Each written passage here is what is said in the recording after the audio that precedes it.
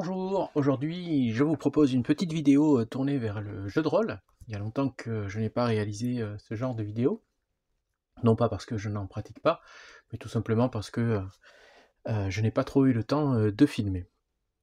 Alors pour moi c'est pas vraiment du jeu de rôle, c'est du jeu d'aventure, hein, puisque pour moi le jeu de rôle c'est lorsque on est autour d'une table à plusieurs, ou autour d'une table virtuelle. Voilà, donc là c'est du solitaire, donc c'est du jeu d'aventure puisqu'il n'y a pas d'interaction avec d'autres personnes.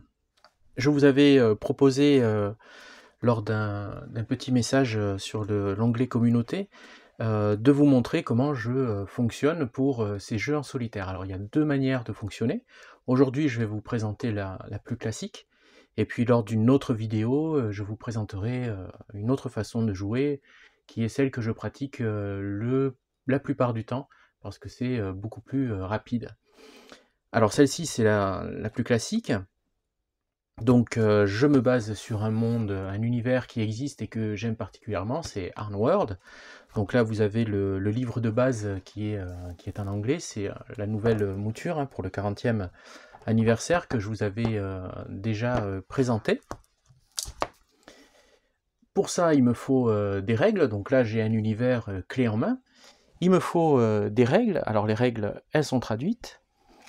Enfin non, elles sont pas traduites. Celui-ci, une petite partie a été traduit en français par le Grumpf.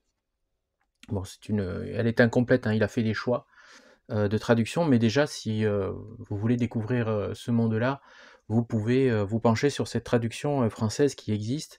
Elle vous donnera un petit aperçu. Donc les règles, alors moi j'utilise Arnmaster. Voilà, donc ça c'est le livre de règles. Qui vient donc dans cette grosse boîte. La particularité de ces règles, c'est que on peut en rajouter, donc on les met dans un classeur. Bon, moi j'ai préféré les laisser dans la boîte. J'utilise aussi la traduction française donc, que j'ai réalisée. Voilà, donc celle-là me permet d'avancer plus vite et d'éviter d'utiliser des anglicismes lorsque je vous parle ou lorsque je les mets par écrit. Puisque j'aime bien, une fois l'aventure terminée, la transformer en un petit fanzine que je publie en ligne sur un blog. Donc voilà, donc là différentes choses. Donc pour commencer une partie, eh bien, j'ai besoin de ça. L'univers, j'en ai besoin, mais pas du gros livre, parce que j'utilise une petite partie de cet univers. Donc il s'agit du supplément Mini Laus. Alors là ici c'est ma traduction, vous voyez il n'y a pas d'image, hein. J'ai enlevé toutes les images, comme ça il n'y a pas de problème de copyright. Et puis donc voilà, donc je m'inspire de ça. J'ai besoin de ces deux choses pour pouvoir jouer. Les règles, eh bien tout simplement, pour gérer mon personnage. Ici le supplément Mini Laus Keep pour le cadre de ma campagne, le cadre de mes aventures. Et j'ai besoin d'un petit moteur solo. Alors, il y en a qui utilisent énormément de choses. Moi, j'essaye de faire le plus simple possible parce que j'ai pas beaucoup de temps. Mon travail à côté me prend énormément de temps et puis l'activité Wargame aussi. Donc, hop, j'utilise celui-ci qui est en français, qui est donc voilà, le One Page Solo Engine, donc une boîte à outils minimaliste tout en un pour jouer à vos jeux de rôle favoris sans MJ. Donc ici c'est une traduction qui a été réalisée. Alors est-ce qu'il y a des copyrights là-dessus? Oui, certainement. Voilà, qui a été traduit par Doctandy. Voilà. Donc ça, et bien tout ça, recto verso, 2 pages, ça me suffit pour gérer ce style d'aventure. Alors comment? Eh bien c'est ce que je me propose de faire avec vous maintenant. Autre aspect de ce jeu, j'aime prendre des notes, parce que si je prends pas des notes, eh bien à ce moment-là je suis un peu perdu. Ensuite, lorsque je veux jouer, pour prendre des notes, eh bien j'utilise tout simplement un ordinateur, hein. Donc je prends généralement mon PC qui est là, voilà, il est généralement ouvert, et puis c'est parti, je n'ai plus qu'à noter l'aventure. Donc je prends le temps, de vivre l'aventure et bon là, l'espace est un peu restreint, donc je vous montrerai pas quand, je prends les notes. On va zapper ce moment-là, mais vous en verrez le résultat final. D'abord parce que, dans cette vidéo, vous allez voir, tout simplement l'aventure et puis quand je mettrai en ligne, j'essaierai de mettre un lien pour, vous donner, le résultat papier, hein, en fanzine, si vous préférez plutôt lire plutôt que, d'écouter ou, de regarder ce genre de vidéo qui peut être, assez longue et pas forcément plaire à tout le monde. Ou alors tout simplement parce que vous avez une appétence pour l'écrit, pour la lecture. Donc voilà, donc lui, on va l'enlever et je le mettrai de temps en temps lorsque, voilà, vous ne le verrez pas, mais moi, voilà, il y aura des coupures parce que bah, je serai en train de saisir le texte. Alors, comment on commence? Eh bien, on débute par tout d'abord le cadre. Donc il y a une façon de débuter. Je ne vais pas l'appliquer aujourd'hui parce que ça sera une toute petite aventure pour vous qui va durer quelques minutes juste pour vous montrer l'envers du décor. Donc ici, vous avez une partie campagne. Alors là, c'est les combats. Voilà, donc la partie campagne me permet en fait d'établir ce que je veux. Alors je vais la chercher. Voilà, campagne. On commence par le début. Voilà, donc vous avez un calendrier, mois, jour, etc. Ça m'intéresse pas. Par contre, ce qui m'intéresse, c'est la séquence de jeu que vous avez là, et qui est assez développée, et qui, ma foi, me permet de créer mon aventure. D'abord, l'environnement. Bon, l'environnement, je le connais, je l'ai établi en début de campagne, donc je ne vais pas avoir à le relancer, c'est celui de Minilaus Keep. Je suis dans un rural, hein, avec des terres cultivées, etc., etc. Donc ça a déjà été déterminé, mais c'est sur cette table, en fait, que je commence mon aventure, ma campagne, qui va enchaîner plusieurs scénarios. Ensuite, l'environnement, donc c'est fait, l'horloge, la génération de la météo, donc là je vais lancer les dés pour voir quelle météo il va faire aujourd'hui pour cette aventure. Je vais utiliser une génération de rencontres, c'est-à-dire que qui je rencontre dès le début de la journée, et ensuite vont en découler d'autres de rencontres. La première rencontre, je la fais avec ceci, les rencontres ultérieures avec cela. Voilà. Et voilà, et les cartes et cartographies, ça c'est autre chose. C'est pour moi, je le fais, je dessine quelques cartes de temps en temps. Donc voilà, donc vous avez tout ce qu'il faut ici, donc je jette les dés généralement, et voilà ce qui m'arrive ou ce qui ne m'arrive pas pendant ce début de jeu.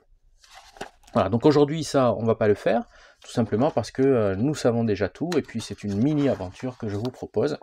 Donc les règles, on s'en servira, mais que pour gérer certains aspects, s'il y a un combat ou autre chose. Je vais quand même faire le jet pour la première rencontre, la rencontre donc du matin, puisqu'on va débuter la journée avec le réveil donc de l'héroïne. Hein. Donc, c'est une cartographe et son rôle, c'est de cartographier, hein, sa mission. La baronne de Minilaus lui a donné comme mission de cartographier les environs immédiats et en fait tout son territoire. Donc elle a déjà commencé, il y a eu déjà 2 aventures. Celle-ci est une aventure hors campagne. Donc ensuite, je prends le supplément de Minilaus, que je connais à peu près, je sais ce qu'il y a. Ce qui m'intéresse, moi, c'est ici, vous voyez, vous avez différents personnages. Et ces personnages, je me suis fait une table de rencontre. Je sais où ils sont le matin, je sais à peu près ce qu'ils font. Et donc, je jette un dé, donc généralement un dé 100. Hein, voilà, je vais prendre ça. Et sur ma table, donc je jette. Et le numéro 32, si je regarde sur ma table, ça, alors de mémoire, puisque je ne l'ai pas là, j'ai sur l'ordinateur, de mémoire, ça correspond en fait à, je crois, alors il est où? Voilà, c'est celui-là. C'est le lexigrapheur qui est là. Donc, alors ça ne veut rien dire ici. Hein. Ici, les chiffres, c'est un plan de la ville. Moi, je les ai classés en fait. Et donc, elle rencontre cet homme. Elle le rencontre certainement sur la route pour le matin lorsqu'elle part cartographier. Et donc je sais que donc Conwen, il s'appelle, est spécialisé dans les parchemins en peau d'agneau. Il gagne de l'argent en lisant et en écrivant ceux qui ne le peuvent pas. Et là, il y a un truc intéressant, c'est l'aventure qui va m'intéresser certainement. Alors, je ne vais pas la faire en entier parce que j'ai bien envie d'aller jusqu'au bout, donc aujourd'hui, je vous montrerai juste le début. Donc, un garçon du village lui a récemment apporté un morceau de parchemin trouvé dans une bouteille sur la plage. Donc, ça, c'est super intéressant comme début d'aventure. Conwen n'a pas pu en comprendre le sens car il s'agissait d'une écriture inconnue. Ma cartographe parle certaines langues. En plus, elle a deux solides gardes du corps avec elle, dont un qui est un prêtre qui peut peut-être le lire. Et lorsque le garçon a été retrouvé mort au pied de la falaise le lendemain, Conwen a soupçonné un acte criminel et s'inquiète que le meurtrier pense savoir ce que le message disait. Alors là, super aventure. Donc moi, je vais juste m'intéresser au début. Et puis, on va essayer de résoudre cette enquête par la suite, mais cette fois-ci dans une aventure un peu plus longue. Donc, la rencontre avec Conwen, alors comment ça va se passer? Donc ça, je vais l'écarter. Et bien, on va jouer tout simplement. Alors, vous voyez, j'ai besoin de rien pour jouer. Donc là, je vais faire une petite pause. Vous allez voir, le matériel va changer, tout simplement parce que tout ce que je viens de vous dire, eh bien, je vais le mettre par écrit. Alors, pour vous montrer rapidement à quoi ressemble le fanzine une fois, donc voilà, donc je ne sais pas si vous voyez trop l'écran, bon, il y a des reflets. Donc voilà, donc ça ressemble à ceci. Hop, on va l'agrandir. Donc là, je suis sur le blog. Donc voilà, ça c'est le numéro 2, qui a été illustré par Rudy Cruz. Voilà, donc Elziane Aubourg, une vie de cartographe. Vous pouvez le lire en ligne, pas besoin de le télécharger, c'est comme vous voulez. Et voilà, donc je note certaines choses, et là vous avez donc la fiche du personnage, donc dans le monde de World, masterisé donc par Anne Master.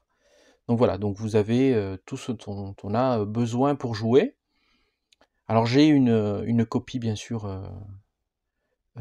physique, voilà. Hop. Et puis ensuite, eh bien, vous avez l'histoire illustrée. Alors cette fois-ci, comme je vous l'ai dit, c'est Rudy qui l'a illustré, mais d'ordinaire, je fais aussi les illustrations. Voilà. Alors cette fois-ci, je vais faire une petite exception. Je vais prendre quelques notes donc sur mon gros cahier de notes qui regroupe en fait toutes mes parties de jeux de rôle. Donc voilà, et mes réflexions sur les règles. Donc on va tout simplement prendre une nouvelle page et puis on va noter, comme ça j'ai pas besoin de trop interrompre, tout ce que je fais avec donc ce début de partie. Donc nous sommes le matin, on va voir quelle rencontre on va faire. Alors, on va se servir de celui-ci. Donc vous avez différentes parties, alors je vous les montre rapidement. Donc là c'est pour les objectifs, mais bon moi mon objectif je le connais.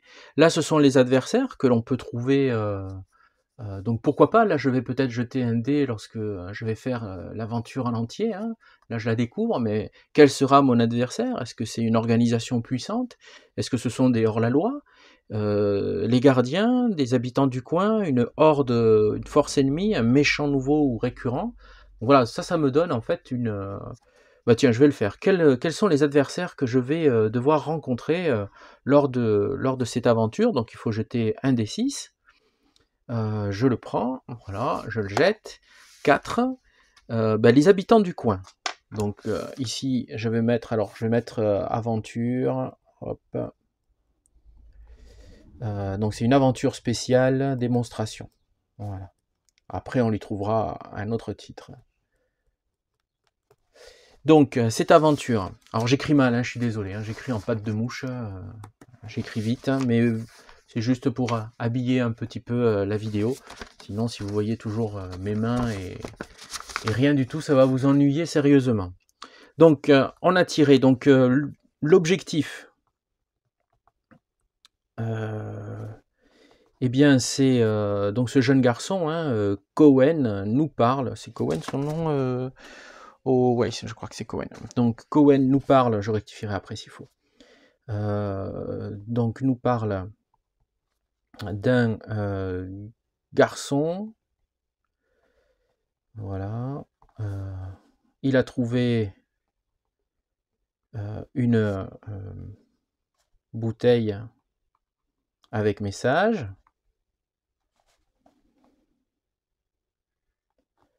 Ne peut pas le lire.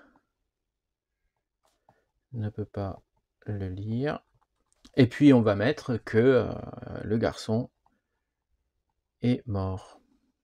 Le garçon a été, pardon, hop, éviter les fautes d'orthographe tout de même, a été assassiné par qui? Donc il a peur. Cohen a peur. Donc nous, en tant que maître de jeu, on sait quel est l'ennemi. Maintenant, il va falloir réussir à trouver. Et donc notre ennemi serait donc voilà. Donc notre adversaire pour adversaire. Peut-être, hein, ça va peut-être changer. Mais bon, notre adversaire ou nos adversaires, je vais le mettre au pluriel, on verra. Ce sont les habitants du coin. Donc ça veut dire que les habitants du coin auraient assassiné ce jeune garçon. Pourquoi? Que contient cette bouteille? Ben c'est tout ce que nous voulons savoir. Les récompenses, ça on verra après. Donc si on a besoin, on a un générateur de PNJ, mais moi j'ai déjà mes PNJ de près. Ensuite, on a quelque chose d'intéressant, c'est tirer un focus de détail pour la description d'éléments notables. On a une situation actuelle, donc un oracle, quoi, la conversation, c'est le focus du thème. Ensuite, on peut explorer des donjons, donc pareil, thème du donjon, localisation, rencontre, objet, total, voilà. Exploration extérieure, donc pareil, le terrain, le contenu, les caractéristiques, les événements. Là, vous avez une petite aide de jeu qui vous montre comment gérer tout ça et comment l'utiliser. Vous avez aussi, voilà, cadrer la scène. Donc c'est ce que je vais utiliser. Alors là, on peut utiliser des cartes. Moi, j'utilise simplement des dés. Donc complication de scène. Des forces hostiles s'opposent à vous. Un obstacle vous bloque le chemin, etc. Donc c'est ce que je vais faire juste après avoir parlé à Cohen. Le rebondissement, pareil. Lorsqu'on est un peu bloqué, hop, un rebondissement vient nous sortir de là. Un simple oracle avec oui/non, certainement, peut-être, peu probable. Un oracle avec quoi? Moins que prévu, environ la moyenne, plus que prévu. Les actions donc de MJ pour pouvoir faire progresser l'aventure. Les actions de progression, d'échec. Les événements aléatoires. Des questions complexes, comment on peut y répondre. Et donc voilà, ici vous avez un oracle de focus. Donc par action, soit on jette, soit on tire la carte, ou alors on utilise des dés différents, etc., etc. Donc par exemple, que fait-elle? Comment c'est? De quoi s'agit-il? Voilà, donc là je vous ai présenté mon outil. Maintenant on va commencer, on va débuter l'aventure. Donc je rencontre Cohen. Alors je vais chercher quand même ma fiche de personnage parce que j'en ai besoin pour ses caractéristiques. Voici donc Elziane Aubourg, cartographe. Alors j'aime bien ce jeu de rôle aussi pour ça, c'est parce que j'aime bien, c'est détaillé, voilà. Bon alors c'est du basique, hein, c'est inspiré de ça, donc je m'y retrouve. J'aimais bien tout ce qui était appel de Cthulhu et compagnie, motorisé par ce système, donc je m'y retrouve dans Arn. Donc voilà la fiche de personnage. Donc c'est pas vraiment une guerrière, hein, c'est surtout une lettrée qui sait se défendre s'il faut, assez intelligente. On a des éléments, vous voyez, on a les éléments détaillés de sa tenue. Ce qui est intéressant pour moi ici, c'est bien sûr, voilà, ici. Donc ça c'est pour le combat, hein, j'ai déjà tout fait, comme ça je n'ai pas à calculer ou à chercher. Voilà. Il y a aussi dans ce type de jeu en solo, comment dire, j'ai mis sur le personnage, elle a déjà des traits prédéterminés, des actions prédéterminées. C'est-à-dire que lorsqu'elle va par exemple rentrer dans une pièce, obligatoirement, la première chose qu'elle va faire, c'est de regarder si elle va s'arrêter et regarder s'il y a un piège. Donc là, c'est lorsqu'on est dans une zone de danger. Lorsqu'on n'est pas dans une zone de danger, sa première réaction avant de rentrer dans une pièce, c'est de regarder qui est présent avant de faire le premier pas. Voilà, après, par exemple, lorsqu'elle rencontre quelqu'un, elle le rencontre avec bienveillance. Sa première réaction, c'est: «Je suis bienveillante, je ne me méfie pas». Elle est assez naïve là-dessus.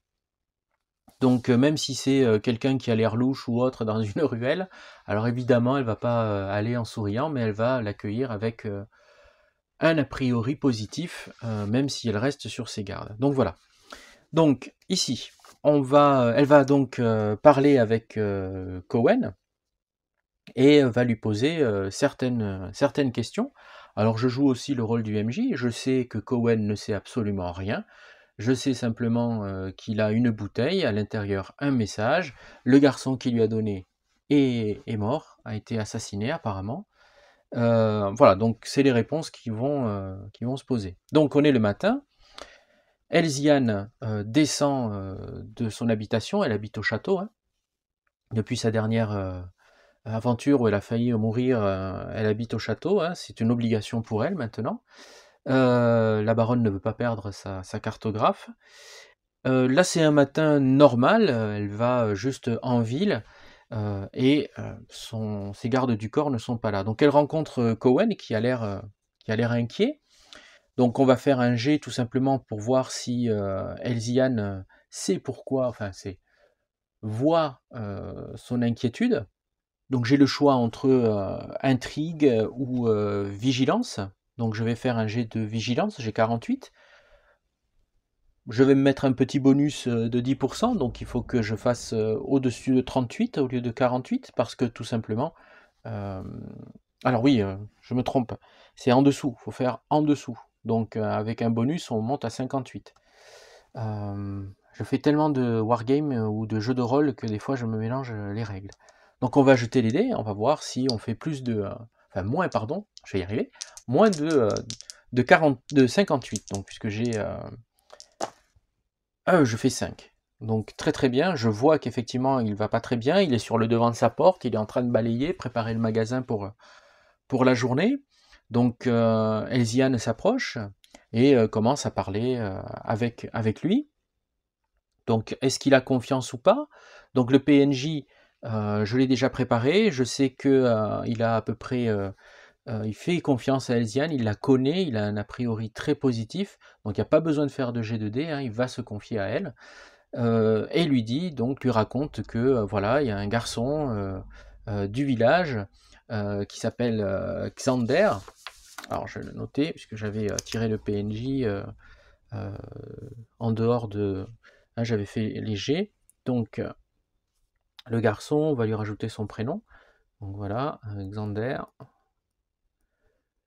Donc je sais qui il est parce que j'ai fait les jets donc, de PNJ. Donc Xander, je recopie ce que j'ai tiré comme jet, hein. Je ne les ai pas fait devant vous pour pas vous embêter avec ce genre de choses. Donc Xander, PNJ normal, donc c'était un garçon de 11 ans. C'était un orphelin. Voilà. Et il travaillait avec des pêcheurs, donc il était pêcheur. Voilà, c'est tout ce que je sais de lui. Donc c'est tout ce que me dit Cowen sur le garçon, et il me dit rentre, viens voir, j'ai trouvé une bouteille. Alors cette bouteille, comment elle est? Là je jette pas de dés, hein, c'est une bouteille tout simplement, hein. Imaginons, vous avez tous vu des films de pirates avec une bouteille, voilà. Mais par contre, la bouteille est-elle usée? Est-elle incrustée de coquillages? A-t-elle passé longtemps dans l'eau ou sur le sable? Eh bien ça, je vais le demander à l'oracle. Donc je prends mon oracle et je pose ma question. Et je lance 2d6. Alors il faut prendre une autre couleur. Donc je vais chercher un autre dé. Alors si vous suivez mes parties de Wargame, vous savez d'où vient ce dé.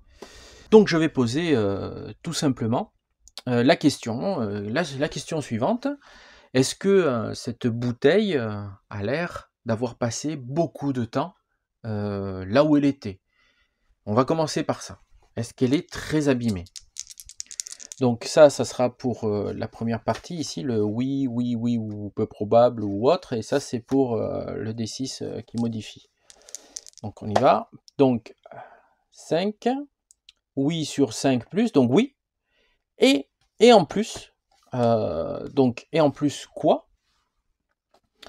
Et c'est là où vous faites marcher votre imagination. Alors soit vous prenez plein de tables et vous tirez sur les tables, ou alors vous faites tout simplement preuve de bon sens. Donc oui, elle a passé beaucoup de temps, et moi le et, c'est tout simplement savoir si c'était dans l'eau ou bien sur le sable. Donc là, je vais lancer juste un dé. Est-ce qu'elle a passé du temps dans l'eau? Sachant que pour moi, c'est pair et impair. Pair, c'est oui. Impair, c'est non. Donc là, oui, elle a passé du temps dans l'eau. Donc peut-être que cette bouteille ne vient pas du tout de notre région.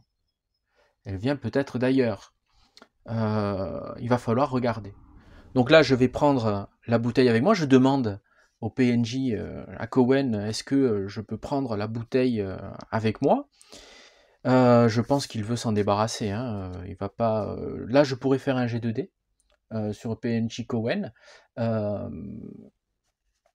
Est-ce qu'il cède ou pas? Voilà. Est-ce qu'il fait preuve en fait ici on va prendre tout simplement volonté qu'on va multiplier donc pour le mettre au niveau. Alors sa volonté, hein, j'ai la fiche à côté, je regarde, voilà. Donc sa volonté, il n'en a pas beaucoup. Elle est de 28, 29, pardon, 29, donc je vais jeter un des 100. Et voyons si il réussit. Il veut pas la lâcher comme ça, ou sinon il s'en débarrasse.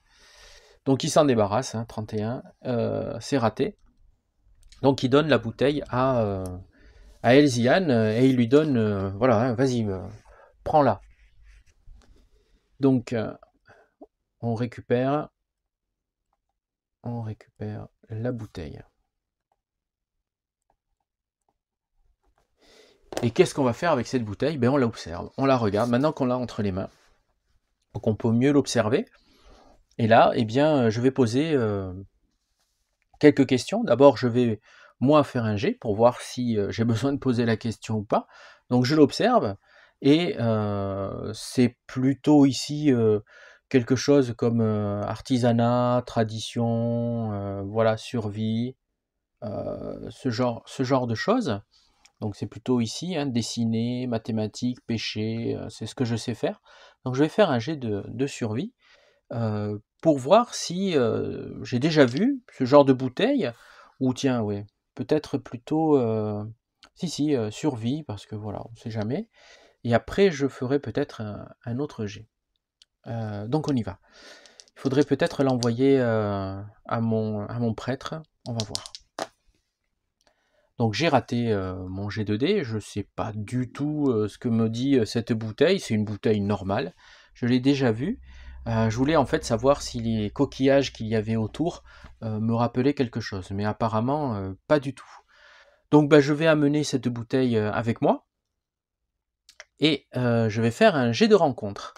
Alors ce jet de rencontre, eh bien je vais me servir de ça, entre le moment où je pars du village et le moment où j'arrive au château, j'ai quelques rues à traverser, quelques ruelles, hein, c'est un tout petit village, hein, c'est un village de pêcheurs, hein, il y a juste un fort, un énorme fort qui défend la passe, hein, puisque la mer passe juste devant, c'est un fort d'alerte, hein, pour la capitale. Donc voilà, c'est un petit village de pêcheurs autour d'un énorme fort de côte. Donc du coup, oui, je cherche ma rencontre, donc elle est là, donc on est à l'extérieur, on n'est pas dans un donjon. Donc ici, qu'est-ce que je vais tout simplement rencontrer?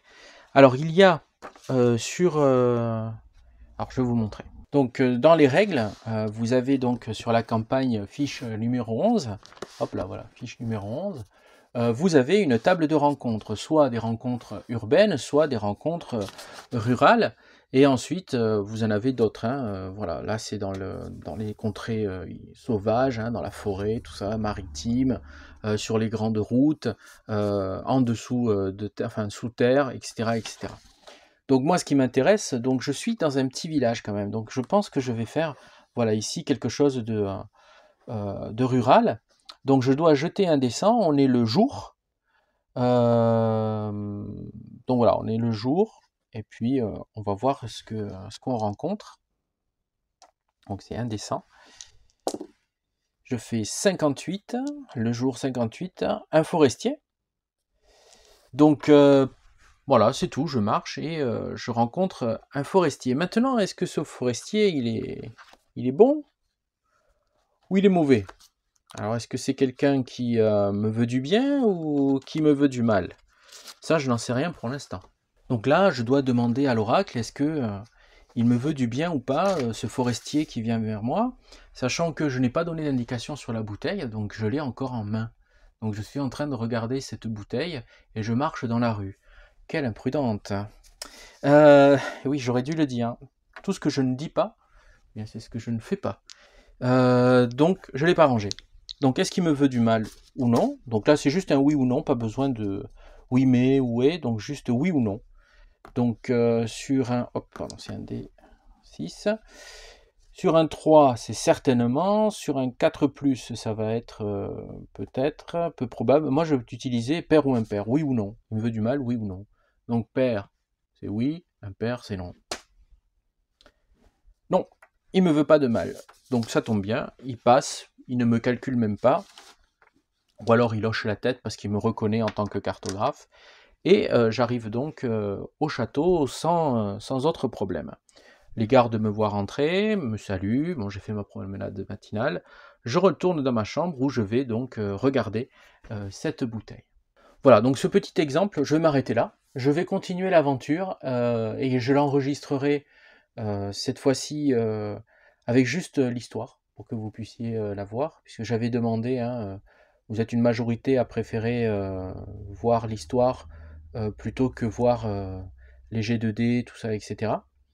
Donc écoutez plutôt l'histoire racontée.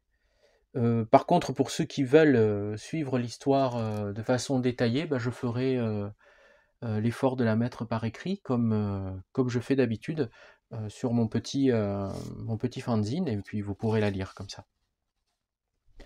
Voilà, donc c'est la manière dont je mène ce genre d'aventure, hein, de manière tout à fait classique. Vous voyez, il n'y a pas besoin de grand chose, il n'y a pas besoin de figurines, il n'y a pas besoin de mettre des décors partout. Juste des feuilles, de quoi écrire, et bien sûr ce très très précieux. Alors pour moi il est précieux parce que j'ai essayé pas mal de choses avant. J'ai essayé tout ce que on nous montre à peu près dans toutes les vidéos de jeux de rôle en solo. C'est trop pour moi. C'est vraiment très bien, certainement très bien. Je l'ai essayé, hein, ça fonctionne très très bien. Mais alors, c'est très très chronophage. Moi, ce que j'aime, c'est aller à l'aventure directe. Donc ici, ce petit One Solo, hein, One Page Solo Engine, qui est gratuit, que vous pouvez trouver sur les pages dédiées. Vous tapez ça sur vos moteurs de recherche. Il fonctionne très très bien. Alors il faut un petit peu de pratique, je ne vais pas dire que c'est comme ça du jour au lendemain que vous allez l'utiliser. Il faut pratiquer, lancez-vous, et puis tant pis si vous n'y arrivez pas, tant pis si vous vous posez des questions, il faut aller de l'avant, et puis vous faites preuve de bon sens, et puis vous avancez, et puis voilà, vous vivez votre petite aventure. Alors la prochaine fois, je vous présenterai une autre façon pour moi de pratiquer ce genre d'aventure en solo, c'est plutôt de l'exploration. Mais je vous en parlerai dans une prochaine vidéo qui sera consacrée à ça. Alors avant de terminer, je voulais juste vous montrer une dernière petite chose. Donc vous savez que je suis passionné par le monde de Arn, et je viens de recevoir donc un nouveau volume que je vais vous montrer. Voilà, alors si vous êtes intéressé par Arn, si vous êtes anglophone, voilà, vous pouvez continuer à regarder. Dans le cas contraire, si vous regardiez juste pour voir comment je jouais, bah, je peux vous dire au revoir, il n'y a pas de souci, je ne le prendrai pas mal. Donc ici vous avez Kaldor. Si vous devez débuter avec Arn, je vous conseille donc le gros fascicule Arn World, le nouveau, la 40e édition. Vous pouvez le trouver en PDF aussi, hein, légalement, hein. Il est vendu légalement par son éditeur au format PDF. Moi j'aime bien l'objet livre, hein. Voilà, je trouve que c'est rendre hommage à ceux qui ont écrit, les livres, d'acheter leurs bouquins. Voilà, donc je me suis procuré celui-ci et pour débuter, pour quelqu'un qui veut débuter, c'est le royaume qu'il faut posséder. C'est vraiment celui qui est, le plus facile, le plus complet, le moins, je dirais, complexe à mettre en place. Donc il est vraiment, très intéressant là-dessus. Alors je le connaissais déjà, dans sa vieille version, il y a très, très longtemps. Donc voilà, là cette fois-ci, c'est une belle version qui est sortie. Moi je l'avais, en version, classeur. Là c'est une mise à jour qui est vraiment, très, très sympa. Donc vous voyez, hein, ça se présente toujours comme ça. Vous avez, un plan, une carte et puis ensuite des illustrations et vraiment, toute l'histoire, hein, toute l'historique de ce royaume avec, tout ce qu'il faut, pour, et chacune, hein, chacune des petites histoires, donc ici c'est, la chronologie historique, mais vous avez des idées. Vous avez des idées de scénario. Donc voilà, on présente l'économie, euh, voilà, les traditions, l'héraldique, bon, je ne vais pas tout vous faire, hein, le gouvernement, et puis à chaque fois vous avez des seigneuries qui sont présentées ici, et il y a à l'intérieur des petites idées d'aventure, ce qui est vraiment intéressant. Voilà, donc vous voyez, tout est détaillé. Après, vous avez donc différentes choses, hein, encore des royaumes, etc., etc. Voilà, avec les cartes qu'il faut.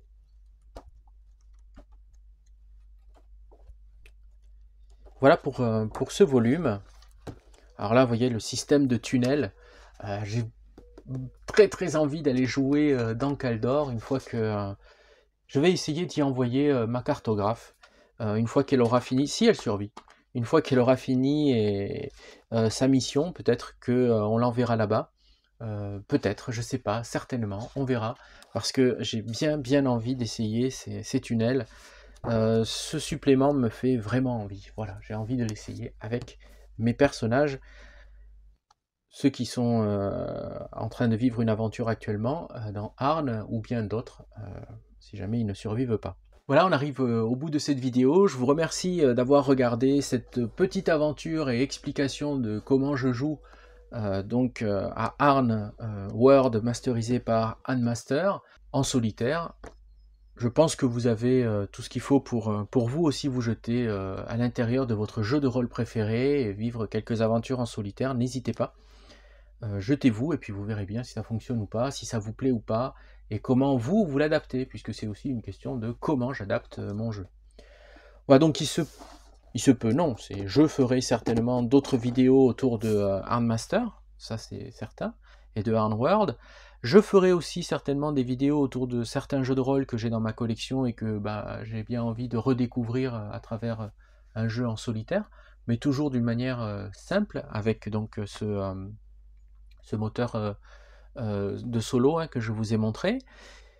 Et puis la prochaine vidéo, comme je vous l'ai dit, ça sera une autre manière de jouer, une manière d'explorer en fait un monde particulier. Mais je vous en dis pas plus, je vous donne rendez-vous lors de la prochaine vidéo consacrée au jeu de rôle et à ma passion pour ces aventures en solitaire. Merci de m'avoir suivi, merci pour vos likes, merci pour vos abonnements. N'hésitez pas à réagir dans les commentaires ou à me poser des questions si je peux y répondre, il n'y a aucun souci. Et je vous dis à la prochaine. Au revoir.